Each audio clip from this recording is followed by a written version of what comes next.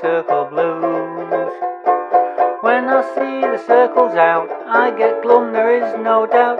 Got me the old chair circle blues. When I see chairs in a round, that's when I start to panic. Flap me hands all in the air, the doctor says I'm manic.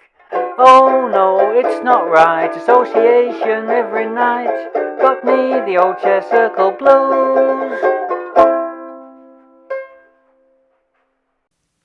Hello and welcome to Not the Chair Circle, the antidote to group therapy. Episode 3, Series 4. Halfway through the series already, viewers. If you're rejoining us, thank you. Just thank you. Now, in our eternal and increasingly desperate search for mental health topics, tonight we're going to be discussing relationships. These are often the first to suffer when mental illness strikes. Now, we at Not the Chair Circle like to take the path less trodden, so rather than discussing the obvious romantic connotations of the word, we're going to be looking at relationships at work, at home, and between the generations. Also coming up, we have another excerpt from the after-party impromptu recital in Poetry Corner. As well as that, we should be seeing the welcome return of musical therapy. Well, we like it. And now it's time for Right On, our dip into the correspondence from you, the viewers. Now, we were delighted this week to receive a comment from a new viewer. I've been given strict instructions that I'm not to read out comments or names without the express permission of the authors, so I'm afraid that's all I can say. However, as you were our only comment, you know who you are, and me and the gang would just like to welcome you to the show. As we always like to say, this is a self-help scheme. Help yourself. Next we go, however, to a correspondent who was not only given permission for stuff to be read out on the show, but absolutely insists that it is. Yes, regular viewers will know what I'm going to say next. We have a letter from Miss, not Ms. Dorothea Spume of Newport Pagnell. She writes, to anyone but that Bobby off Ward 6. Okay, so you finally got the Bedlam Boogie Boys. About time. But I have another bone to pick with you. Not the Chair Circle is one big boys club. Yes, I know I always ask for the Boogie Boys, but the fact is that they are all men. The rest of you are just overgrown adolescents at best. Except Mike. What females there are hardly get any airtime at all. What have you got to say for yourselves? Yours, indignant, Miss, not Ms. Dorothea Spume. In our defence, I would point out that none of the female contributors have ever actually asked to appear on the show. Suzie Wiles is a friend of the show, being Bobby's mum, and Ms. not Miss Priscilla Personnel Pronoun arrived unannounced as a squatter, ousting Shaggy from Studio 2 and forcing him in turn to squat in the editing suite, or broom cupboard as it is sometimes called. Granny Macready appeared at our invitation due to her specialised knowledge. We do, however, take the concerns of our viewers very seriously, as you know, Miss Spume. Now, quite coincidentally, there will be an all-female slot appearing later in the show. We hope this puts your mind at rest and you will continue viewing. But now we return to Suzie Wiles' house for another excerpt from the impromptu recital in Poetry Corner. This week it is the turn of our illustrious leader, Bobby Nomates himself, to take the chair. Run VT.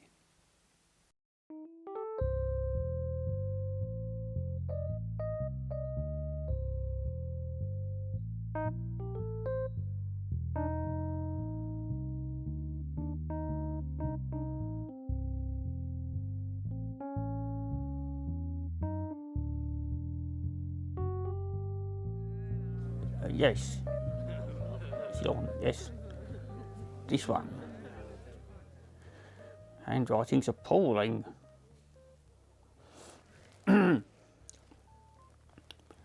See the happy moron.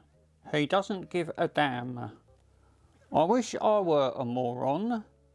My God, perhaps I am. Nice one, boss. Shaggy, did you write this?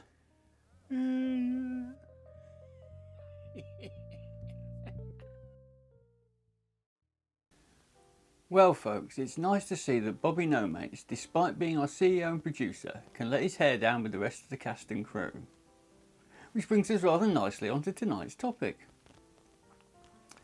Arguably one of the greatest relationships outside of the home is that of the daily association with one's work colleagues. We decided to be a fly in the wall on a recent meeting between our boss, CEO and producer Bobby No Mates, and one of his most creative talents, the irrepressible Shaggy. And oh yes, hello Shaggy. Come in, sit down, have a seat, please.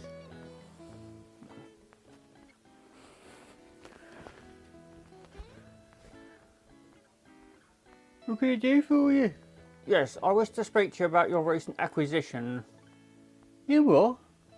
I believe that you have bought some special effects software to use in the editing of the programme. Oh yeah, it's Boston. All the channels have got one. I exploded Link Bob's head with it the other day on the show. Yes, well it's precisely that sort of thing that I wish to speak to you about. Now, while I admire your commitment to making technological advances to the content of the programme, I do have certain reservations. Really, boss? What's that then? While I am very grateful for your work behind the camera, it has to be said that some of your artistic contributions to the show, to wit Shaggy's bit, have left something to be desired. Really, boss? Now, I am aware that you've had very little education and that you were environmentally challenged as a child, being from the West Midlands, but some of your content has bordered on the brash and even vulgar. Now, here at Not the Chair Circle, I like to think that we've developed a certain style, tasteful and reserved, which reflects not only the seriousness of the topics we cover, but also the decorous outlook of all those involved. I am, after all, the figurehead of the entire endeavour. Now, I hope that you would take all of this into consideration when adding any digital enhancements to the content of the programme prior to publication. I am a busy man and I cannot oversee everything that goes on here. As you know, I have many commitments outside this show. Nevertheless, I am the ambassador of the project and the public face of the programme. Do I make myself quite clear, Shaggy? Yes, boss. Tasteful, respectful, and in keeping with your ambassadorial status. Will that be all? Yes, that is all. Very well, you may go. Shut up, boss. There is something not quite right with that boy. Well viewers, it's nice to know that the boss encourages Shaggy in all his technological pursuits, even if they do have a few artistic differences. And now, in a rare feat of continuity, we are going to have a follow-up to the main article from last time. We were granted a candid look into the home life of Sid and Vera's Syde, who are having some difficulties with their grown-up son Justin. We rejoin them now to see how things have developed in the intervening time. Mum, Dad, it's me. I want a word with you. Hello, son. Oh, hello, Justin, love. What a lovely surprise. Never mind that. Did you and that psychiatrist hide cameras in my flat? Well, yes, son, but it was for the best. We was worried about you. Was there by any chance a documentary being made? What is it with you parent getting on the telly? Why do you keep writing to people and telling them I'm off my head? This is the 5th time I've been secretly filmed at your instigation. I have to keep checking the flat, the car, the office. I'm sure that psychiatrist spoke to Jenny and my boss. She says she wants to have a break and the boss has hidden all the steak knives in the kitchen area. Well, there you are then. Perhaps you should have another talk with Dr. Robert. He's got his own show. Yeah, which he has invited you on, I suppose. It might have come up.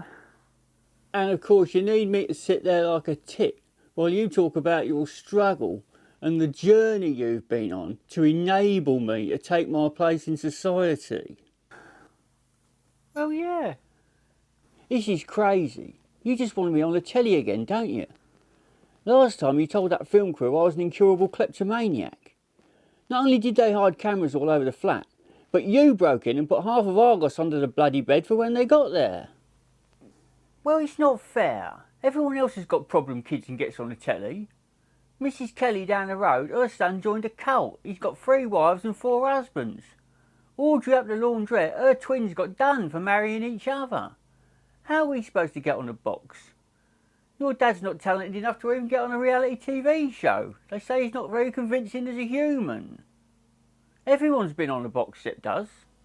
It's ridiculous, Mum. Anyway, listen, Perry, I've had an idea.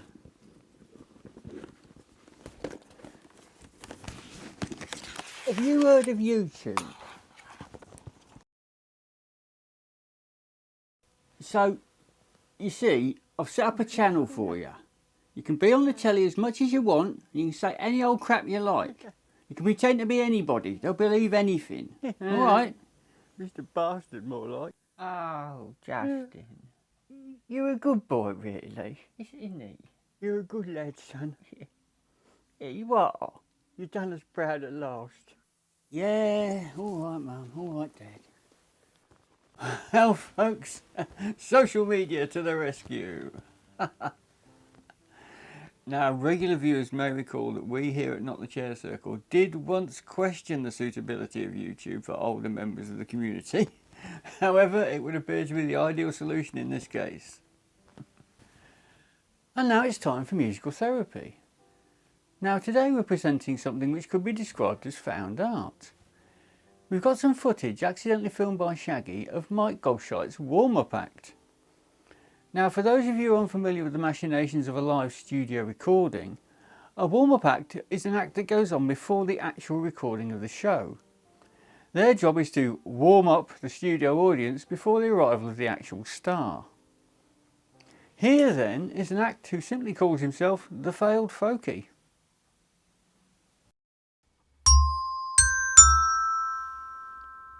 Musical therapy. Good evening, ladies and gentlemen. I am the Failed Folkie. Mr. Gobshot will be joining us shortly, but in the meantime I'd like to entertain you with a little song I've written. It's dedicated to the NHS. Now, every month they send me an email full of handy tips and tricks about how to keep my brain nice and neat and tidy. The song and the email are called Every Mind Matters.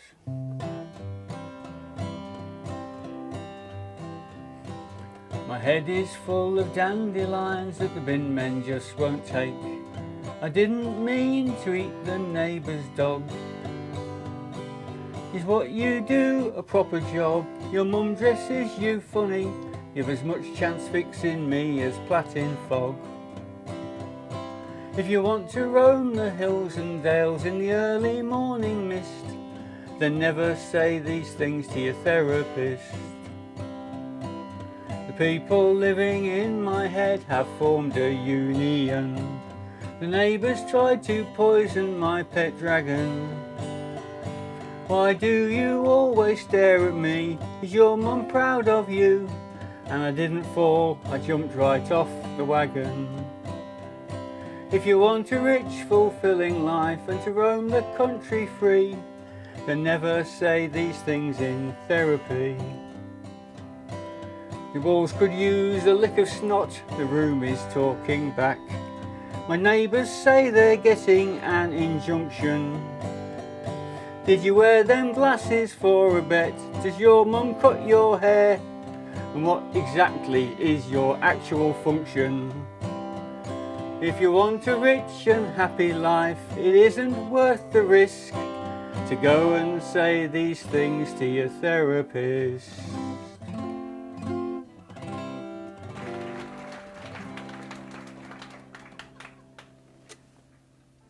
And now we come to our final category, the relationship between the generations. We gather together Granny McCready, dominator extraordinaire, Suzie Wiles, former It Girl, Charlotte Rampling impersonator and Bobby's mum, and the self-styled psychopathic healer and bliss coach, Ms. Priscilla Personnel Pronoun, in the studio. Now, to get a genuine interaction going between them, we didn't tell them the real reason that they're here. They think they're here to discuss feminism as it has evolved in their lifetimes. To make the setup more convincing, we have called the slot From Greer to Here, Feminism Down the Ages. We join them in Studio 5 as the discussion has just commenced. Right, let's see what shite they've got for me to clean up today. Hey up, what's this? When shall we three meet again? Okay, so look, I don't care what you say, whether it's my pops or my asshole of a manager. Speaking as a young female person of status today, we are all suffering from the phallocentric society. Males dominate from a position of systemic bias. Young person. Shaggy showed me your Facebook page. You're 35. Manager, you've never had a job in your life, you spoilt wee shite. I am here to tell you, Miss Prissy, that we have and have always had a matriarchal society. Women of sense know that the best way to get things done is just to let the stupid men think they're in charge. If you let a man dominate you without you expressly telling him to, then you're a bloody wee fool.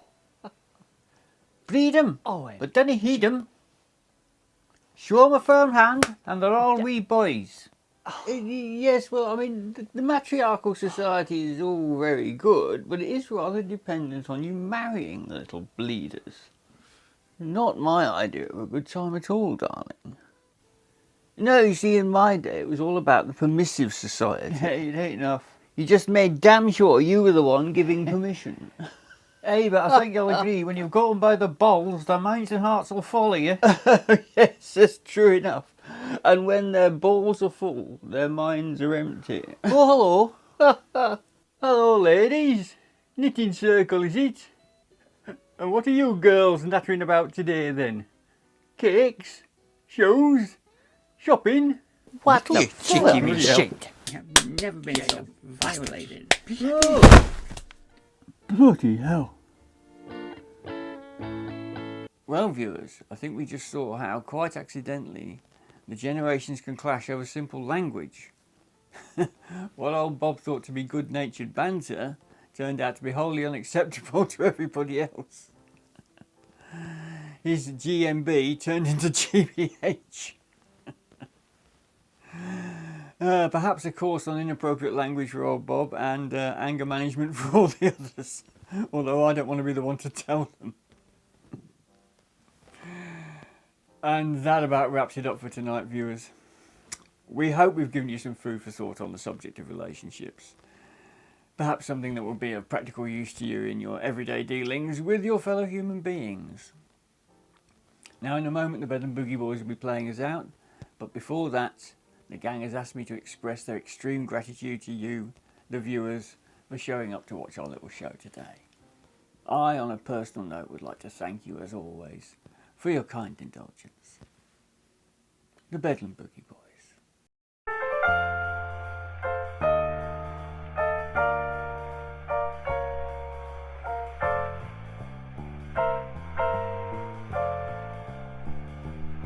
Well, don't you call me baby, don't you dare. Don't say I'm your sugar, I won't care. You've been seen in the Latin Quarter, doing things you ought in order. Don't you call me baby, don't you dare. The way you're treating me is so unfair.